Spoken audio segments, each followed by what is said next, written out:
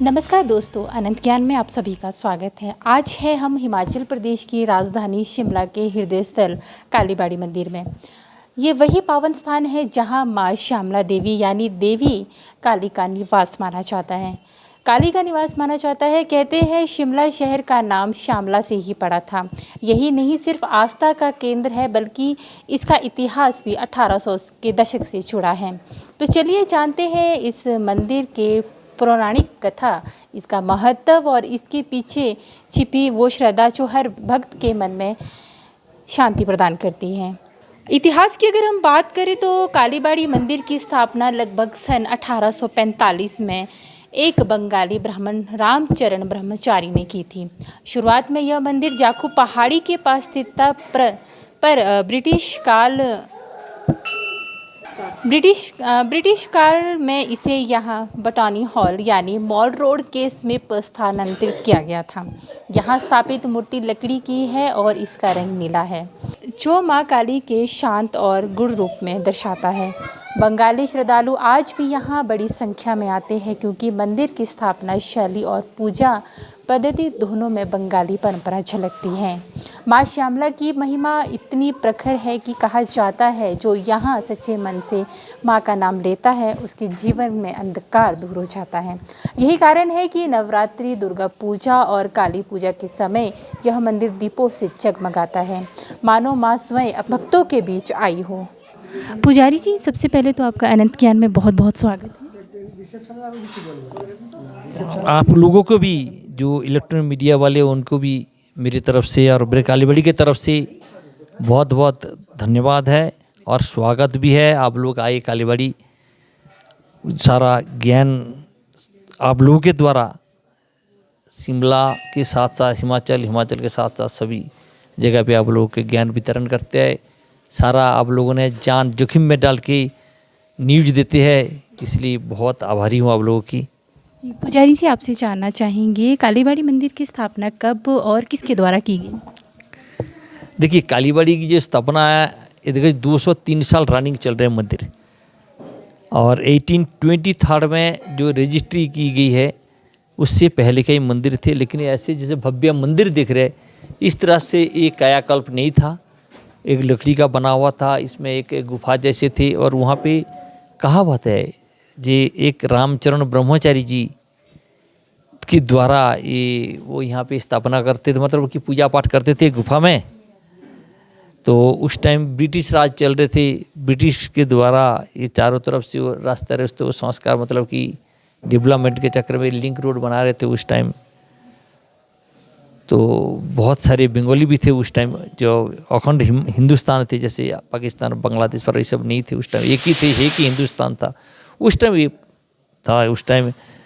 तो रामचरण ब्रह्मचारी जी एक गुफा में तपस्या करते थे उस टाइम। ये आप लोग भी जानते हैं, जो माता की दोनों तरफ दो मूर्ति विराजमान है। एक मूर्ति जो है यहाँ का शिमला की अधिष्ठात्री देवी, जो माँ की दक्षिणेश्वरी जो माँ ये भवतारिणी जी है, उनके बाएं तरफ विराजमान है। वो खंडित कर रहे थे अंग्रेज उस टाइम, लेकिन खंडित करते समय अंग्रेज का भी डेथ हो गया था।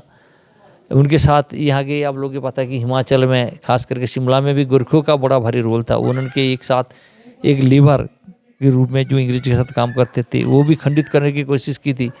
तो नाले में थोड़ी दूर जाके उनके भी बॉडी मिले थे, लेकिन उनके साथ जो अंग्रेजों के साथ जो ऑफिसर रैंक में थी बंगाली वगैरह, तो उस टाइम सपना देश हुआ माँ के जी मेरी मूर्ति को खंडित कर रहे थे, लेकिन उस द्वारा वो माता के वो मूर्ति को संरक्षण किया गया। और बाद में ये मूर्ति जो देख रहे बीच में भवतारिणी माँ, ये चतुर्भुजा के रूप में चारों हाथों से आशीर्वाद कर रहे हैं, और खास करके हिमाचल में बसे और हिमाचल के शिमला नगर में बसे, शिमला नगरी में इनका बहुत महत्व है।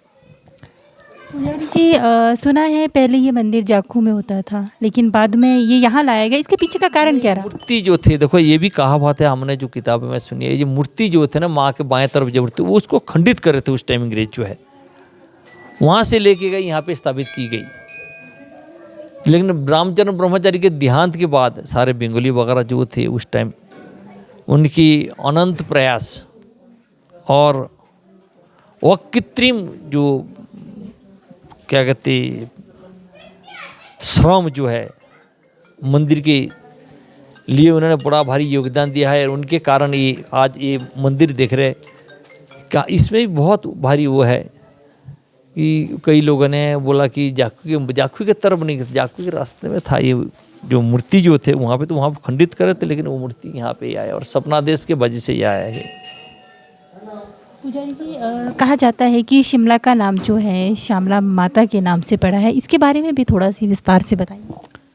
शिमला माँ जो है पहले यहाँ का लोकल लोग बोलते थे जो श्यामला, कोई बोलते थे शिमली, अपना अपना भावनाओं से अब लोग पुकारते थे माँ को।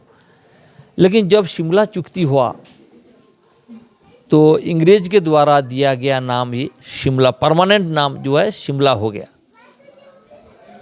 माँ की जो प्रतिमा यहाँ पे स्थापित है उसका नीला रंग किस बात का प्रतीक है? नीले रंग नहीं, माँ जो है ना, जब माँ का अगर इस माँ का जो अगर जो ध्यान मंत्र है कराल बदनांग घोरांग, कराल मतलब विकट रूप है, कराल बदनांग घोरांग, कराल बदन मतलब कि रूप से वो कराल है लेकिन अंदर से बहुत हृदयवान है, बहुत दयालु, बहुत कृपामयी है। इसमें नीला रंग के नीचे काली का जो अलग अलग वर्णन किया गया, कोई लिखते कोई दक्षिणा काली, जैसे हमारे माँ यहाँ पे दक्षिणा काली के रूप में विराजमान है, कोई बोलते श्यामा काली है, कोई भद्र काली, कोई रक्षा काली, कोई शमशान काली। लेकिन इनका नाम से अलग अलग नाम है। जैसे गंगा, गंगा तो एक है, घाट अलग अलग घाट का नाम दिया गया, लेकिन माँ गंगा एक जैसे विराजमान। इसी तरह से माँ के अलग अलग रूप से नाम है, अलग अलग नाम दिया गया, लेकिन माँ वही एक ही माँ है।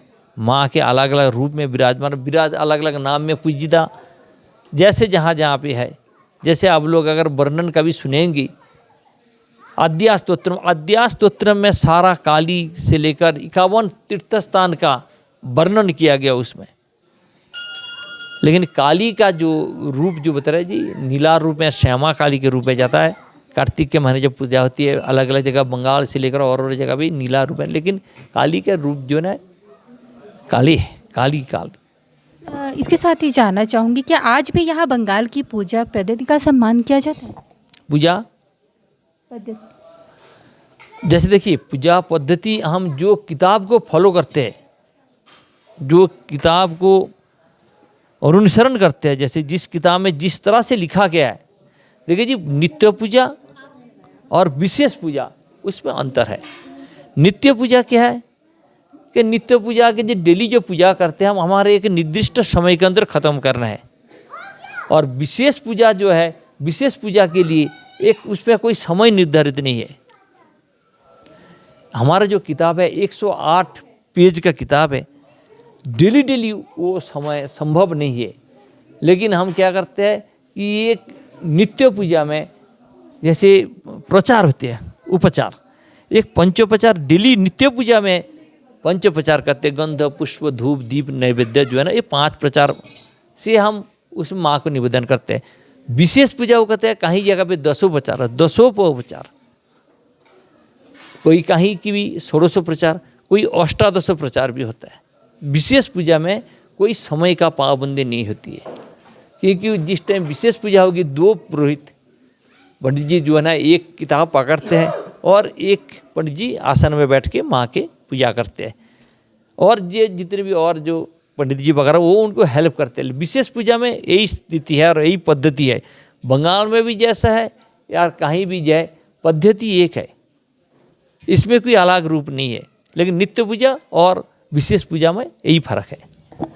पुजारी जी, इसके साथ जानना चाहूँगी, माँ श्यामला देवी को शिमला की अधिष्ठात्री देवी क्यों माना जाता है?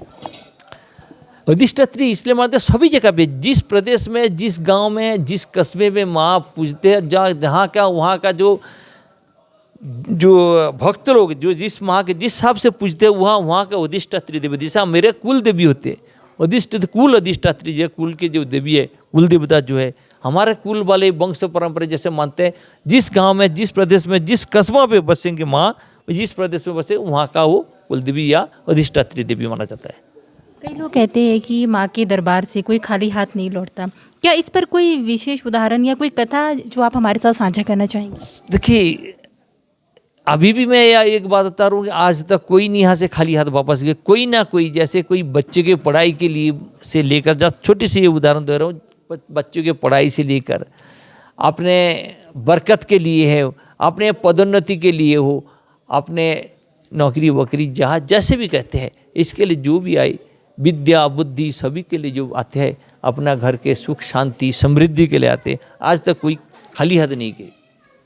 ये भी मेरा कहना नहीं, जो भक्त लोग आते हैं, बच्चे आते हैं, हम मुझे बोलते पंडित जी हमारे को आशीर्वाद, हम आज पेपर हुआ है, हम उनको बोलते बेटा जाओ, निश्चित होके जाओ और माँ आपके साथ है। वो आके बोलते पंडित जी हमें आशीर्वाद देते, कोई बोलते कोई फास्ट हुई, कोई बोलते टॉपर ही है। माँ के बिल्कुल अपार कृपा से बिल्कुल उनको सही फल मिलते हैं उनको। पुजारी जी, इसके साथ जानना चाहूँगी, इतनी ऊंचाई पर स्थित ये मंदिर है, सिर्फ पत्थरों का ढांचा नहीं बल्कि आस्था की आत्मा है, तो क्या यही वजह है कि इसे शिमला का हृदय भी कहा जाता है? निश्चित रूप से आपने जो वर्णन की है वो मेरे अंदर वो भाषा नहीं है, वह उस हिसाब से मैं कह नहीं पाऊंगा, लेकिन बिल्कुल आस्था की देवी है। आस्था की देवी अगर नहीं है तो इस तरह हिंदुस्तान जो है ना, हजारों साल के वेद वेदांतों का देश है। हमारे देश में या हमारे से सबको सीख मिलती है।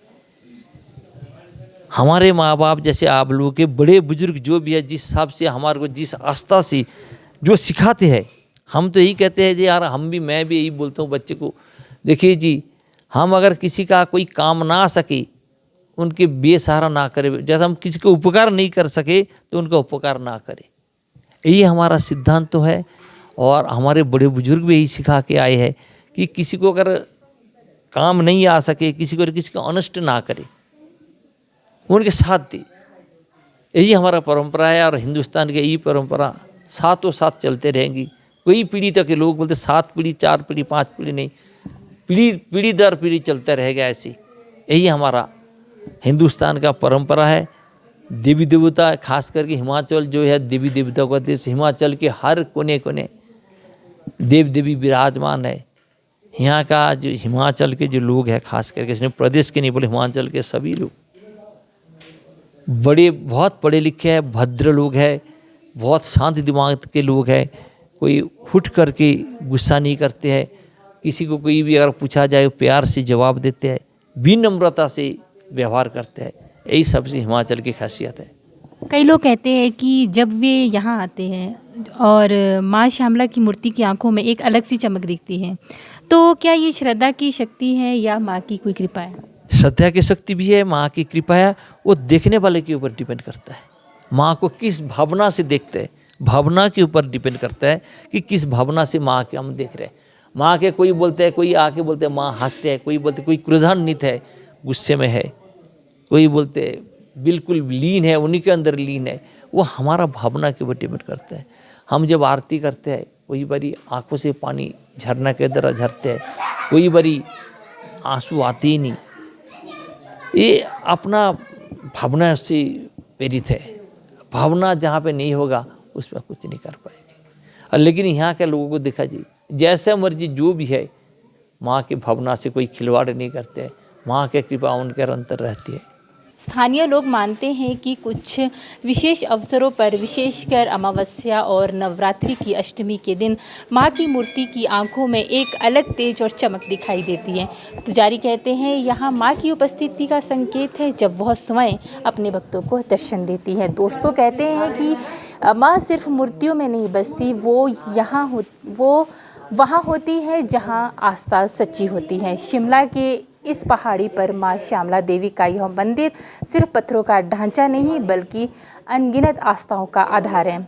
और जब भी यहाँ घंटियाँ बजती है, मानो पूरा शिमला माँ के नाम से गूंज रहा हो।